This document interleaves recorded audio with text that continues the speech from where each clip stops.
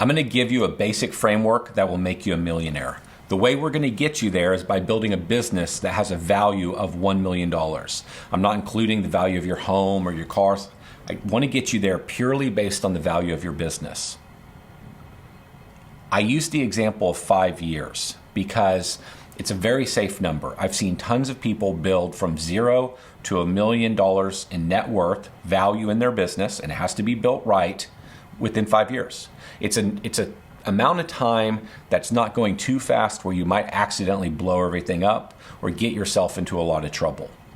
I'll tell you, I've seen a lot of people do it faster than 5 years. It doesn't have to take 5 years. I've known a bunch of individuals who have gone from $350,000 to $3 million in 5 years or bigger. If you already have a business and let's say it's doing $150,000 or $200,000 a year, you're ahead of the game. If you build your business properly and you focus on the right things, we can get you to $1 million in net worth faster than 5 years. Something to remember, 80% of people in the United States who have over $5 million in net worth, they did it building a business. I think a business is the single best way to make you a millionaire. It's the single best way to build wealth. Now, to get the $1 million net worth, what we need to do is build a business that is doing between $1 million and $2 million. So I'm going to talk about valuations. So we sort of set the goal. Now keep in mind, I'm talking in generalities. I don't know what your business is exactly. I don't know how it's constructed. There's so much I don't know. Markets and valuations change over time. I'm just talking in general terms here to give you some rough math. My theory is that we need to get your business to $1 million to $2 million a year in revenue with a high profit margin. I think of a high profit margin as 17-20%.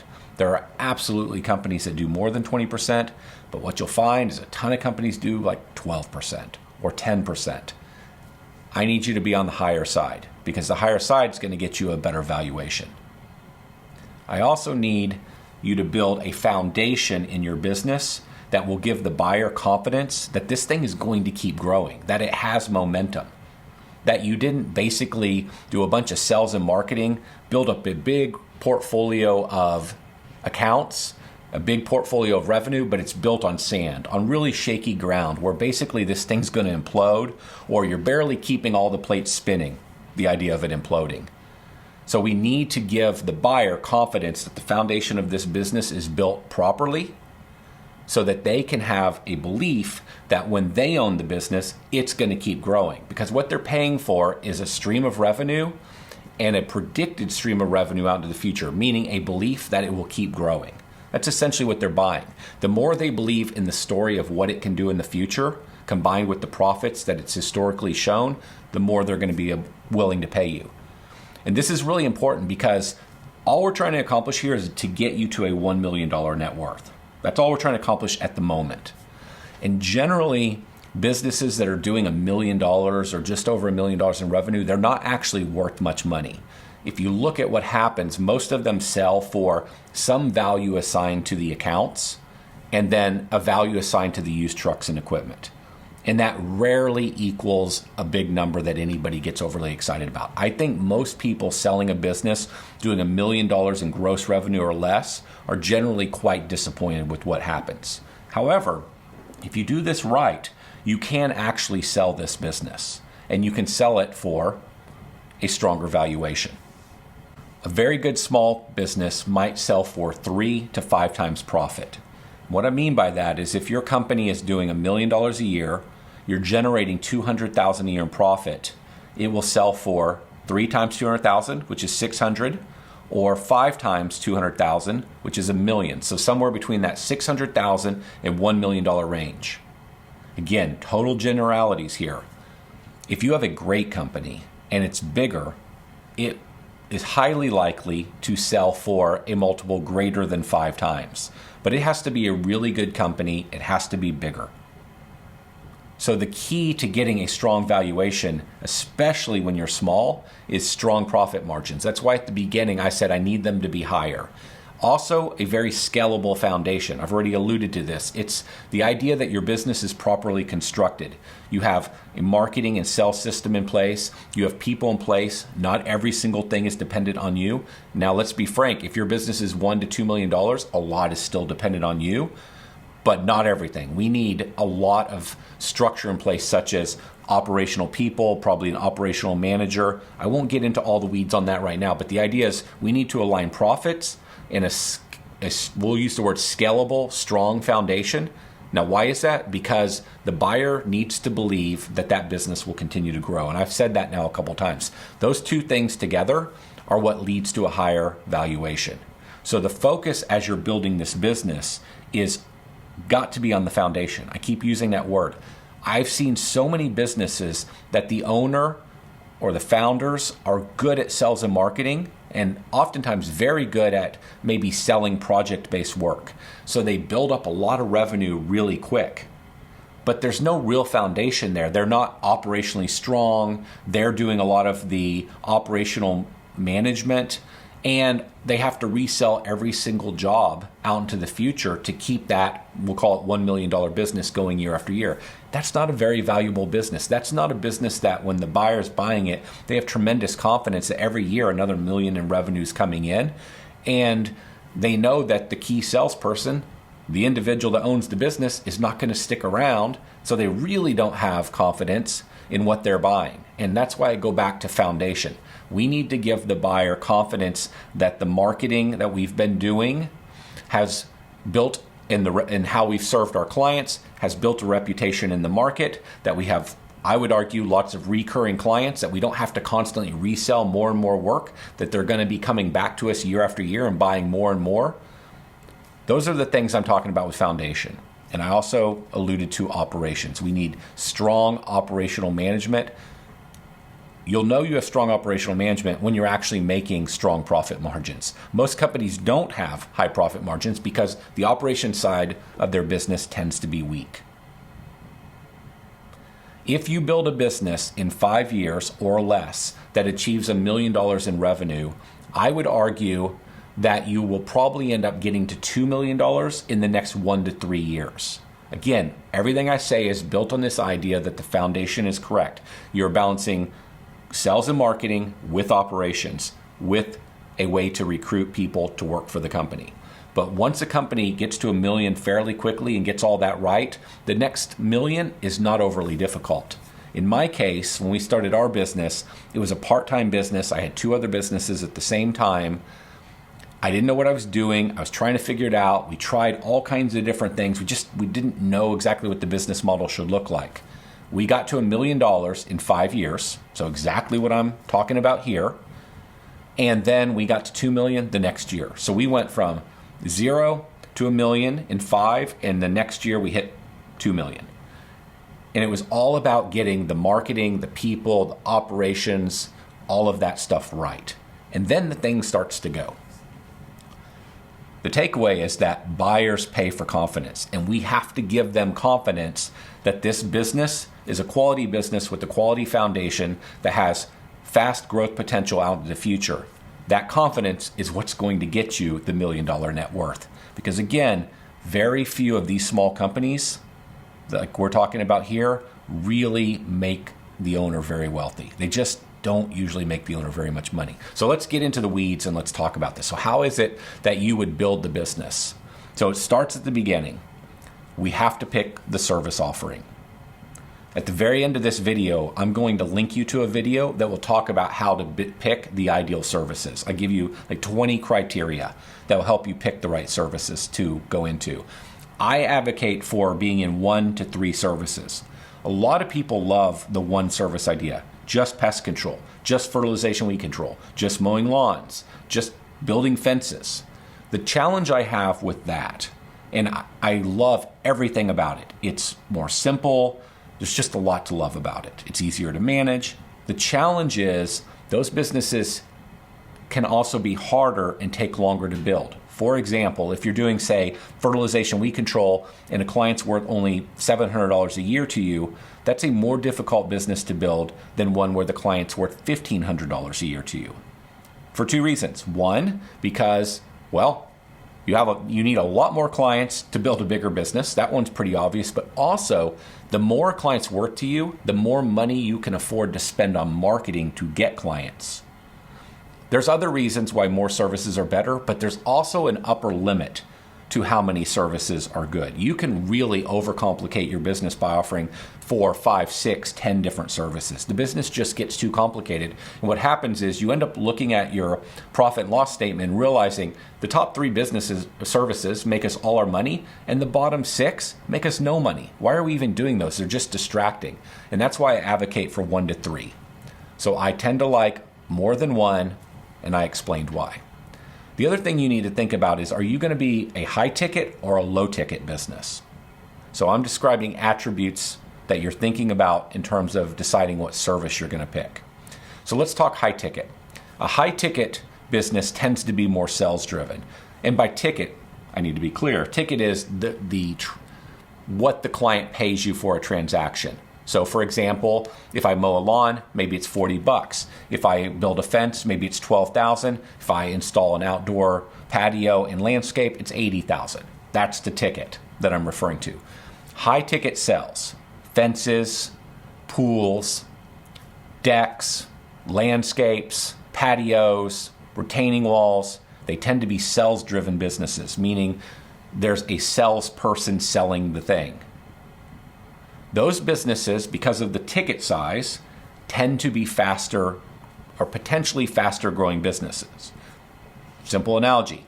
How many clients do I need if I'm selling an $80, if 6 times a year I'm providing an $80 fertilization weed control service? How many of those clients do I need versus a company where I sell $50,000 landscape installations? 20 clients will get me to $1 million business with $50,000 landscape installations. I don't know how many clients it takes to get to, I think it was like $480 or whatever that fertilization weed control client is. That's a lot of clients you need to get to $1 million a year. Now, there are pros and cons of both, but I'm giving you the example of high ticket. The fences, the landscapes probably require a salesperson, but they're faster to scale because of the size of the ticket. They have limits, though. One limit is those businesses, they're all project-based businesses that I just described, tend to have lower valuations, and they also tend to be harder to scale. So let me describe why. They often have lower valuations because, and I alluded to this at the beginning of the video, let's say you're the owner, you're the salesperson, you're the estimator. If you sell your company and you're not part of it, how can the buyer have confidence you're going to keep selling $1 million or $2 or $3 million a year in fences, pools, landscaping? So that's a problem, and that hurts valuation. They also tend to have scalability problems. I'll use landscaping as an example. You're the owner. You sell the landscape. You estimate the landscape. You might, to some degree, project manage the landscape, and you probably designed the landscape. Lots of problems there. One, you go away when you sell the company, then you've got, again, a valuation problem. Nobody wants to buy that business where they can't have faith in the future revenue. Here's the other problem. Most of those businesses, across the board, these businesses get stuck at around $500,000 in revenue. Some go bigger, some are smaller, but the owner becomes the bottleneck and the business can never get very big. So these businesses can get to $500,000 quite quickly, but then they sometimes struggle to get to $1 million. Or they get to $1 million or $1.5 million, but they're miserable businesses to own. The weight of everything is on the owner. Again, estimator, salesperson, designer, etc. You get the idea. So high ticket advantage is they can grow really fast, but they quickly can hit a wall and they're not worth as much money. Lower ticket businesses, they tend to be more marketing driven, meaning you're maybe selling over the phone. You're not going out and having to persuade a client to buy the service as much. There's a little more order taking going on. Lawn mowing, fertilization weed control, pest control, house cleaning, gutter cleaning. These businesses are often built more through marketing than they are built through sales. Smaller ticket, lawn mowing $40, fertilization weed control $80, pest control $150. You get the idea. Much smaller ticket than the other examples I gave. So the problem with these businesses, they tend to grow slower because you need so many more clients to build that business. And you've got to get good at sales, or better said, you got to get really good at marketing to bring in enough leads to grow a client list that's big, that's super big. Now the benefit of these businesses, they tend to be more stable because you don't have to resell the revenue all the time. And once you get that marketing engine running and you get everything working, they can scale. And what does that mean? You get a better valuation. I alluded to this before. Recurring revenue tends to be a much better business than project-based work from a valuation standpoint. And I sort of put most of the project-based work in the high-ticket bucket, but high-ticket could also be you're selling a big commercial maintenance job. It's not as though all high-ticket work is purely project-based work. You could be selling a $150,000 commercial contract, or $50,000 or $250,000. When you're selling big contracts like that, again, it's sales-driven more than it's marketing-driven. In that case, you're probably working with property management companies. Those businesses can go really fast.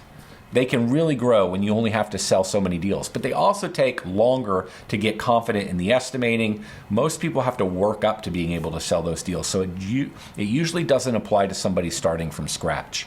So as we're thinking about the building of the business to get us the best valuation, really think in terms of, can I make it recurring revenue? Think about this high ticket versus low ticket. I gave you the pros and cons. And then you can think about residential versus commercial. And I'll simply say on this one, residential tends to be harder to grow because it takes more clients than commercial. Commercial can grow faster, but residential tends to have better profit margins than commercial. So there's trade-offs in all these decisions. I am attracted to lower ticket, recurring revenue, residential businesses. That's what I've landed on. There are a million ways to do this. All right, so let's talk about another one. So we've kind of talked about service. You got to pick the services you want to offer. And here's the deal. Half the time, the service you're going to offer is just the one that you can do. It might be that you want to be in pest control, but you don't know how to do that. You can't get a license, so we're starting in lawn mowing. And as fast as we can, we're getting to pest control. It could be that you want to build pools, but you don't know how to do that yet. So we're starting in pool cleaning, and we're going to get to pool building as fast as we can. Totally fine, totally acceptable. Those are decisions you have to make based on where you're at right now. We've all had to do that. So now let's think about the market. I think the market's an easier one. It's hard and easy. The market is, who are we going to serve? First, you got to know what you're going to sell. Once you know what you're going to sell, the question is, well, where do the people, let's just use residential and not commercial as an example. If I want to build pools, well, then I need to be in the right market where people want pools. So I need to be in Arizona and Texas and Florida, and probably not Detroit and New York. I'm sure there are pools up there as well, of course, but there's not the abundance of them like there is in Arizona or Texas or Florida. So those might be better markets to be a pool builder in. So we got to think about that. And then within a state, within a market, we've got to think about, okay, whatever the services I'm selling, who needs the service? And on any given street in any given neighborhood, what percentage of people in the street might buy this? Well, that oftentimes comes down to money. And so we want to be focused in markets, areas that are growing versus shrinking, that have lots of people that can buy. We generally figure out who can buy based on the value of homes, or looking at some free data that says on average in these cities, people make 80,000 family income, or 120 family income, or 60. Like, those are all indicators of a good market. And what's one of the single best indicators of a great market? Tons of competition. Tons of competition tells you there are tons of buyers. And even better, tons of competition with some really big companies. That tells you a lot. Oftentimes, we want to run from the competition. But I can assure you, if you go to a market that has no competition, there's a reason. Everybody wants to own a business. Everybody wants to make money. Everybody wants to get rich. This is not a new idea. Everybody's been doing it for decades and decades and decades. If there's not many competitors in a market and there's no big ones, it's kind of telling. It doesn't mean you can't build a business there. What it means is building your business there is going to be slower, and more likely you're going to have to go add another branch and another branch and another branch. And that means it's going to be more complicated and more expensive. Whereas if you could go to a market that's big, growing, lots of buyers, You could build one big business with one branch right there, way less expensive. And again, you might say, yeah, but there's so much competition. There's always competition in great businesses. When I was young and I was starting, I looked and said, my gosh, how am I ever going to break in? There are all these dominant software companies. There are all these dominant surface companies. Some of them are doing a really good job. How am I ever going to get a foothold? Now, I'm on the other side of the table and I'm the guy with the big stuff. And there's new people come in the market saying, how am I ever going to compete against these products and against these companies? You can compete. Most of the competition is not that great. And you can over-deliver on service, on quality. You can use technology where the older companies won't use technology. You can actually understand and learn the data and numbers of your business so you make better decisions in the competition. You can get better at marketing. You can get better at sales. It just never ends. There's a million ways to get your foot into a market and eventually become one of the big guys. You're looking for competition. You might also say, well, I live in a little town and I'm just kind of screwed. Move. I mean, seriously, move. If you say, I want to be wealthy, I want to be a millionaire, I want to be successful, and I want to grow fast, you have to decide what you want. You can stay where you're at and you know what you're going to get, or you can move and give yourself a much higher probability of getting what you want. There's no easy answer, and there's no sugarcoating it. If your market sucks, you have no choice but to move or just be satisfied with that life. It's that simple. So for many people, they need to go to a better market. Next, so we've talked about services, we've talked about market. From day one, minute one, you have to be maniacal. You have to be hyper-focused on profit and cash flow. Profit is how much money we're making that's left over after we pay all the bills. The way you achieve profit is through pricing. New companies, small companies, young companies, I was in this same group. We are notorious for underpricing. We underprice because we don't know how to price. We don't know what we should charge. We also underprice because we don't know how to compete. We're not good at marketing yet. We're trying to figure out how to sell. We're self-conscious about the quality of our work. There's a million reasons why we're not pricing high enough. And it's a trap. When you don't price high enough, you never have the money to upgrade the truck, upgrade the equipment, to upgrade the team member, to get an office, to do marketing. Your thing can never get better. You are forever trapped because you don't have profit, the money to grow. From day one, you have to get pricing right. You have to focus on it. Your goal is maximizing the amount of cash you're putting in your bank account, because the cash is what makes everything else possible. And if you're not focused on cash constantly, and the way you make cash is by making profit, and the way you make profit is by pricing correctly. If you're not focused on all of that, you'll never get to where you want to go. You'll never build the net worth you want. You have to minimize waste. You have to be, it's like so many companies are better at selling, but they're not very good at operations. So usually a company's pretty good at sales and marketing, or they're pretty good at operations. It's one or the other, and it usually comes down to the personality type of the owner.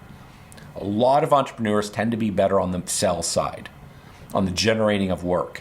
Operations, therefore, tends to be weak. They have tons of waste. Every minute wasted loading and unloading the truck, every minute wasted driving the truck, every minute wasted being unproductive at the job site. I can list 50 things that are called non-billable expenses that are not productive, they're not generating revenue. Every one of those means there's $1 of cash not going into your bank account, which is $1 you don't have to market to get the next client. It's $1 you don't have to pay for a better employee that will give the client a much better outcome so that you can charge more money. Minimizing waste. If you're more of a salesperson, you got to figure out how to hire somebody to help you with this, because you'll probably never be awesome at it. Remember, people tend to fall into two camps. I need to surround myself with operational people. When I say cash flow, profit and cash flow, by cash flow I mean you got to get paid fast. Real simple. I want to do the work and get paid before I have to pay any of my expenses. If I do the work, have to pay my employees, have to pay for chemicals, have to pay for supplies, have to pay for the equipment that I installed at the house, and then I get paid from the client, very hard business to grow. They rarely do grow.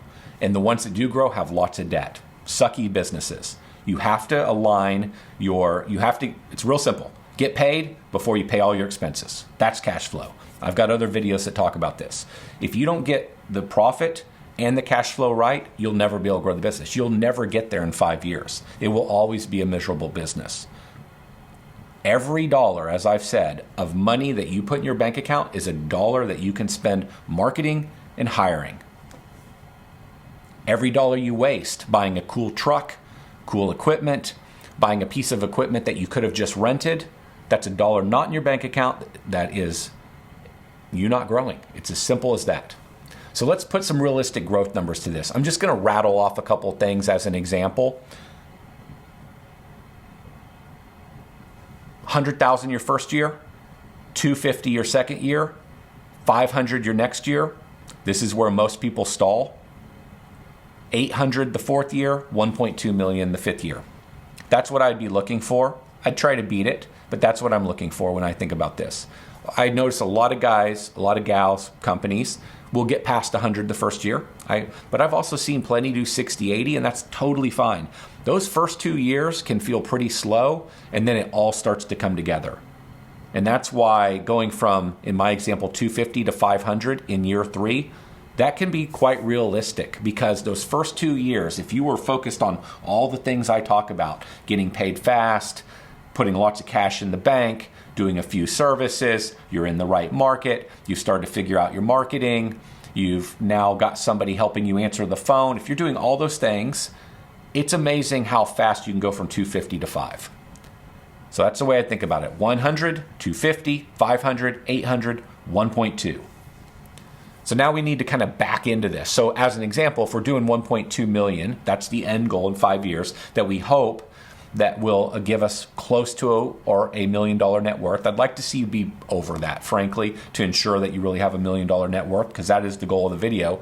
But let's just go with this 1.2 to give you an example of how you need to back into this and think about it. That's $100,000 a month in revenue. You need to bring in $100,000 a month in revenue. Now, your business might have seasonality.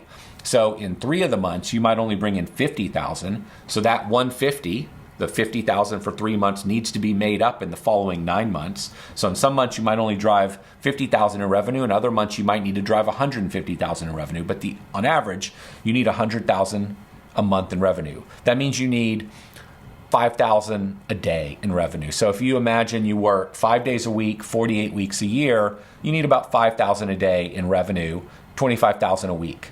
Now, why do I say it this way? Well, I say it this way because if you know the goal is $25,000 a week in revenue, and again, you got to bring in seasonality, so it won't exactly be $25,000, okay? That tells you how much you need to be selling. It tells you how much you need to be performing from week to week. So I need to be selling enough work to deliver $25,000 a week in revenue, and I need to have enough people, and I need to be put together operationally to be able to perform $25,000 a week in work. And this is an example of backing into your numbers. So things you would think about. Okay, if I'm in the snow business, then I know selling season starts in July. If I'm in the lawn mowing business and I'm in Texas, selling season starts at the beginning of March. If I'm in Texas, since I know these things, and I'm in fertilization weed control, selling season starts in February. By service offering, you need to figure out when your selling season is so that you can make sure you build a backlog of work. You think about your seasonality as I described, and you start to think through what do we have to do. So let me say one more thing and be clear here. I know that if selling season for mowing a lawn is in March, then if I back up, that tells me when I have to have my marketing ready, be it digital and print marketing. And so everything in your business can be backed into. If I know I need $25,000 a week in revenue, I can back into when I need to be selling it, how many people I need to sell, how much marketing needs to go out the door, how many people need to answer the phone. I can back into all those numbers. You can't back into them day one. You don't know. That's why I said that first year or two, you're just learning everything you can. You're watching channels like this. You're reading books. You're experiencing. You're learning. Once you've learned some lessons, then you can really dial it up and say, okay, I know that if I want a real basic analogy here, I know that if I want to produce $20,000 in revenue, I need to drop 40,000 door hangers. I need to have 2 people ready to answer the phones. I need to convert 1% of those door hangers, and I just made all those numbers up, so don't put any faith in those numbers, and that will give me my $20,000 a week in revenue, or whatever the scenario is. I'm just wanting to make the point that you now, because you have a goal, this is where I want to end up in 5 years, or this is what I want where I want to end up at the end of 3 years. You can define how much you need to make per week, per month, per year, and then you can back into all the actions that come from that. All right, so how would you get to work? There's no way I can cover all this in this video. And this is only, as I said, a framework. From the beginning, I would encourage you to have a strong website. You can start out with a cheap GoDaddy website, but sooner than later, as soon as you have some money, I would encourage you to pay the money to build a decent website. Really strongly encourage you to do that. Now, the reason I say this is because that website's essentially your salesperson. That's what attracts people to you. Eventually, people are going to start telling their friends about you, and they're going to go check you out before they call you, and they're going to go look at your website. You're going to be out, somebody pulls up and says, hey, can I get your phone number? We're looking for a company like yours. Then they're going to go look at your website. There's a million different scenarios where they're going to want to go look at your website. So I'd really think about a quality website. I'm not going to go into the details on what that means now, but so many companies have a really poor website and they're not willing to spend even $3,000 on it, and that's a real mistake. It's like hiring a complete and total loser to answer your phones who will run off all of your people or potential clients when they call. It's the same kind of concept. You want somebody good on the phone when the phone rings to make the sale. Your website is a salesperson. We need it to be pretty decent, and it can get better over time. From day one, really work on reviews. You want reviews on Google. It'd be nice to get them on Yelp. Most companies have kind of given up on Yelp. I would say first and foremost, probably focus on reviews on Facebook and Google. Google's really important. And I think it's going to continue to be important for as far out into the future as I can imagine. I think AI algorithms are going to look at reviews. Well, they are. It's just like put a lot of effort into getting reviews. Reviews and website kind of go together in a lot of ways without getting into the weeds on that one. No reason not to set up a Facebook account. Set up, and I'll, on this channel, if you go look at my roadmaps, I will give you a list of all the different sites you need to set up, and they will evolve over time. But the basics are website, reviews, Facebook. As you get more sophisticated and have a little bit of money, then you're going to run Facebook ads. Someday you'll probably run Google ads if you want to go faster. You should definitely use, I think, Google LSA ads. They're basically called local service ads. So that's some of the digital stuff. But this video can't cover all that. From a print marketing standpoint, traditional marketing or offline marketing as I would call it, I'm thinking about print. I would have one good, we'll call it a postcard, that you print at somebody like Got Print. You round off the edges, and it's not a postcard that goes in the mail. It's just postcard size. Maybe it's clear coated on both sides, and it's essentially a marketing piece that you can hand out. You can knock on doors. You can hand it out. People might pull up and say, hey, I'm looking for a company like yours. You can give it to them. There's lots of ways to use something like this, and it's a general piece that talks about your service offering. You probably won't want to hear this, but one of the single best ways to get business for almost no money in the beginning is to knock on doors. You can knock on doors and you can give out that little piece I gave you. There's much more sophisticated and better ways to do everything. I'm giving you the cheapest, most basic way to get started. Painting your truck. If you have no money, spray it as cheap as you can and then just use vinyl letters on it. It is one of the earliest things you want to do. Referrals. From day one, start asking for them. And if you can come up with creative ways to incentivize people to give you referrals, do it.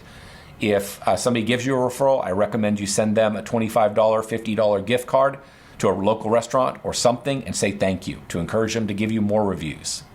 These are really basic things you can do that will get your business going, and it takes some time, and then you step up the game. I think I alluded to this earlier, and I want to make sure that I mention it, and it's this concept of selling versus operations. You're probably either a salesperson or an operational person. You're probably somebody that is into more growing versus somebody that's into more managing. I tend to think entrepreneurs are more on the growth sales side. You're naturally going to be better at one or the other. As your business starts to grow, you have to figure out what you're best at. And you have to hire somebody to do the other thing. Again, lots of entrepreneurs tend to be better at sales and growth. Doesn't mean you need to be that person to be good at being a business owner. Not at all. But if you're stronger at selling and driving, getting revenue, you probably need to surround yourself with somebody really strong at operations. It's back to that foundation thing I talked about. You can build this really fast growth machine and then it can implode. I think entrepreneurs tend to be awesome at getting to $500,000. Most entrepreneurs tend to be really good at getting to $500,000 or $1 million in revenue. But after that, their businesses don't go anywhere. They stall. So a lot of entrepreneurs like this and then just stall. That's because they didn't dial in the operation side. They didn't hire somebody they trust and pay enough money to somebody that can run that part of the business. They didn't get a business partner strong in operations. And so their business looks like it's just going to kill it and they're going to be so rich. It's just going so well, and then it stalls and that's it. And never, ever, ever turns into anything. It's this balance of operations and sales. And that's one of the most important things you need to be thinking about as you build the business. The other thing that I'm not going to spend much time on that I do want to put out there that I talk about on this channel is you also want to be balancing sales and marketing with recruiting and hiring. Okay? So what most companies do is they go really fast, like they're selling, they're marketing, maybe again because they like that thing, but then they start getting all this business, it's spring rush, but they don't have enough people. So they slam on the brake. So they mash on the brake, like, hey, stop the sales and marketing, stop the SEO, like call the marketing company and tell them to stop everything. We can't handle all these leads. We don't have enough people. Or you're a different kind of person. Maybe you're better operationally, you're better at recruiting. You got plenty of people, plenty of potential people, but you don't have your sales and marketing engine firing, so you never can hire a lot of those people. So you have the ability to grow and do the work, but you don't have a way to bring in the work. The game of business is about balancing the bringing in of the work with the doing of the work. That means you have to balance how your sales and marketing engine, bringing in and closing deals, with your bringing in and training employees to do the work. Those two things have to be in balance. They're not in balance for the majority of companies. So it's constantly on the gas, on the brake, on the gas, on the brake, because one of those areas is very weak. You don't have enough people to do all the work you sold, or you have plenty of people, but you can't sell the work. And so the goal is to get these engines in alignment as best you can. They'll always get out of alignment where you're doing sales and marketing and recruiting all the time. And that's critical. That's what I call foundational. So foundational things are, as I alluded to a moment ago, sales versus operations. So if we're strong at sales, I need to bring operational people into the company so we're not wasting money, so that we're highly profitable, so we're putting max amount of money in our bank account. Got to get those in balance. Then I've got to get in balance the sales and marketing engine with the recruiting engine, so we bring in enough revenue and we can actually do the work. This is not easy stuff. It's foundational stuff. If you do that, then when somebody looks at your company and wants to buy it and they see like, hey, they actually have operational people. Hey, they actually have they have a means of bringing in on a predictable basis clients, and they have a recruiting structure in place. I know they're only $1 million or $1.5 million business, but we never see this in $1 million business. This is a business that's going to be $2, $3, $5, $10 million in the coming years. This is a business I want to own. That's how you become a millionaire, even when you have a small business. You might say to yourself, well, I have no money. And that is the problem most people face. And so the way you've got to think about this one is you've got to just do the time. And what that means is you're going to work a stupid amount of hours. When you have no money, there is no other magical answer. You're just going to have to do work that you would have otherwise paid people to do. You're going to have to figure out how to do some things that you might have otherwise paid people to do. So it might be you need a website and you're just going to set up one of those template-based websites on GoDaddy and you're going to figure it out yourself. Kind of sucks. It's not ideal, but it's good enough. And as soon as you have a little money, you're going to get a new site built. You're going to set up reviews on Google yourself. You're going to go to ChatGPT and say, give me the instructions, and it's going to tell you how to do it, and you're going to set it up yourself. And that's just the way it is. From a sales and marketing standpoint, you don't have any money. Almost nobody's going to take this advice. You can knock on doors. I despise knocking on doors. To this day, if you said, hey, you got to go knock on doors, I would despise it. I'd do it. I don't want to do it. But when I was in my very first business and it was commercial based and I had no idea how to get commercial clients because I couldn't figure out who the property managers were without looking at signs and getting their name and trying to call them. I couldn't figure out who the HOA managers were. I didn't know what to do. The one thing I could do was go knock on doors. And I did it. And the business went to low hundreds of thousands of dollars quite quickly. And it wasn't just from knocking on doors. Other things happened. But I got a bunch of business from knocking on doors. This was all commercial at the time. It worked. It sucked. I procrastinated. I tried to find 9 million things to do other than knock on doors. And I successfully found 9 million things to do other than knock on doors most of the time.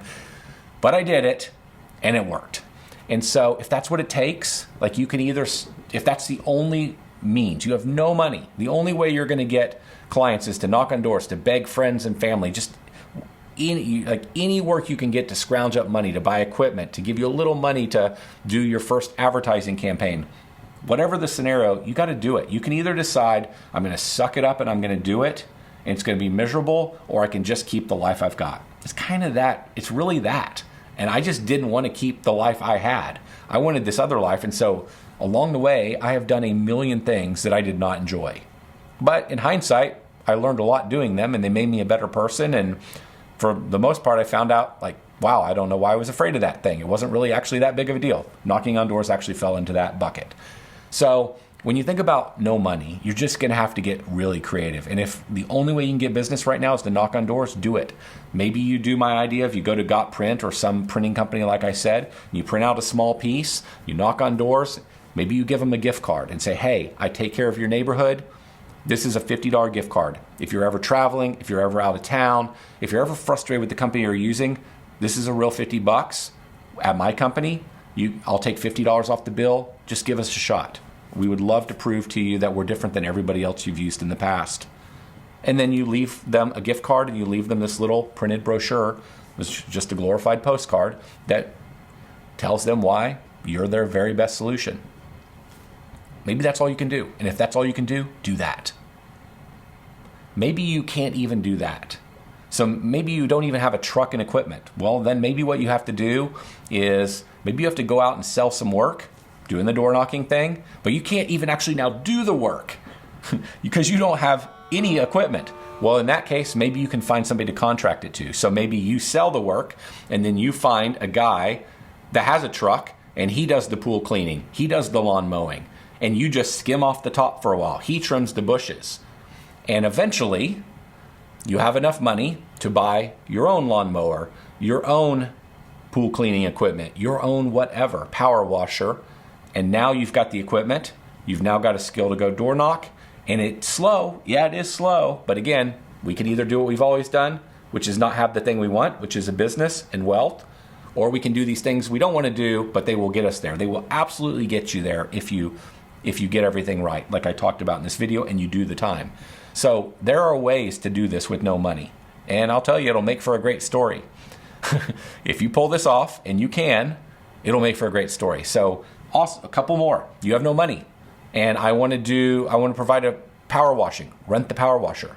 Like, go sell the work, bucket all the work into a couple days, run a power washer for 2 days, go do all the work, make sure you price it really well so you have profit left over. Do that for a bit. Now you got the money to go buy the power washer. From the beginning, get a cheap piece of software that accepts credit cards and get paid by credit card so that you're getting paid really fast. If you do big project work, take a deposit so you can go buy all the materials for the project and you don't have to come out of pocket. There are creative ways to do this. That's why I love the credit card thing. You go do a $50 job, charge a credit card, you got the $50 back in your bank account, and with that $50, you can go buy weed eater line, you can go buy gas, you can go buy some door hangers, whatever you got to do. The key is you got to get paid fast. If you wait to get paid, you're never going to, it's just going to take you forever. Your life's going to be miserable for multiple years when it could have been miserable for just 1 year. It's that kind of a thing. Basically, beg and borrow and do whatever you got to do to make this thing happen. That's what I'd tell you. You just got to do whatever you got to do. So that's the rough framework. Pretty long video. There's so much more to know. That's what this channel is about, trying to give you the ideas, and you don't have to pay for them, to go out there and build this thing. And I've got 3 roadmaps. They're a work in progress. And these 3 roadmaps are me trying to help you start a business, to build a business to $1 million, and then to build a business from 1 million to 5 or 10 or whatever that number is. I don't give you every single detail, every single fact. I couldn't possibly do that, but I give you a lot. And if you follow the roadmaps and you follow along on this channel and you do the things I talked about here, and many of the videos will go into way more detail than I've gone into here. If you do all that stuff, I promise you, this will work out. This will absolutely work out. When I look at why it doesn't work out for most people, they're in the wrong markets, they're not getting paid fast enough, they didn't charge enough, they didn't learn what they needed to learn, they gave up, they listened to their dad who said, or their mom who said, oh, this isn't going to work out, this is going to fail. They listened to their friends, they're like, why are you doing that? You could just go get a job. They listened to all this other stuff that didn't matter. Entrepreneurs decide what life they want to live, and then they go create it. And if you're an entrepreneur, then you have to go create it. And to create it, that sometimes means a year or 2 or 3 will absolutely suck. But the trade is 5 years, all in, whatever you got to do will make the rest of your life epic as compared to everyone else. So it just comes down to how much pain are you willing to endure. And if you're willing to endure a little bit of pain and go through a massive education process, you will get what you want. It will happen. It will happen. Go get it.